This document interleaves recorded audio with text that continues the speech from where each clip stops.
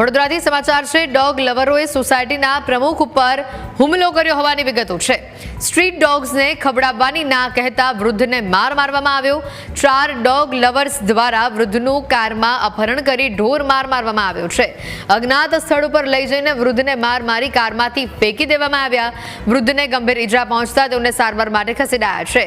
Vasna road ઉપર આવેલી વસંત વિહાર સોસાયટીના પ્રમુખ ઉપર હુમલો થયો છે। સોસાયટીના રહીશોએ ડોગ લવર્સ સામે કાર્યવાહી કરવાની માંગ કરી છે। સોસાયટીના પ્રમુખને ડોગ લવરો દ્વારા ખૂબ જ ઢોર માર મારવામાં આવ્યો છે અને એ ઢોર માર મારવાને પ્રત્યે આજે અમે સોસાયટીવાળા એક નિયમ કર્યો છે કે બહારથી જે કૂતરાઓને ખાવાનું ખવડાવવા આવે છે જે પણ એનજીઓ છે એ ખાવાનું ખાલી ખીચડી અને પૌવા આપીને જતા રહે છે। ખાલી કૂતરાઓની સેવા કરવી એ ખીચડીને પૌવા આપવું એવું નથી, એની ટોટલ કાળજી લેવા માટે એ લોકો બંધાયેલા હોતા નથી ખરેખર કે એમનું ટ્રીમિંગ કરાવવું, મેડિકલ કરાવવું, એ રીતની પણ એમની કૂતરાઓની વ્યવસ્થા કરવી જોઈએ।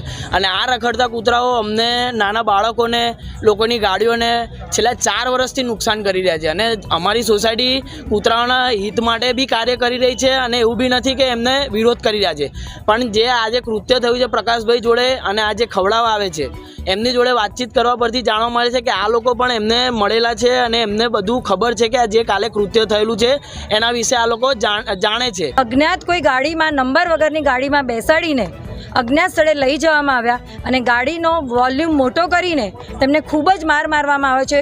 અત્યારે તે અને એમને ફેંકી દેવામાં આવ્યા અજ્ઞાત સ્થળે અને અત્યારે એ જીવન મરણ વચ્ચે ઝોલા ખાઈ રહ્યા છે। તો એની જવાબદારી કોણ લેશે?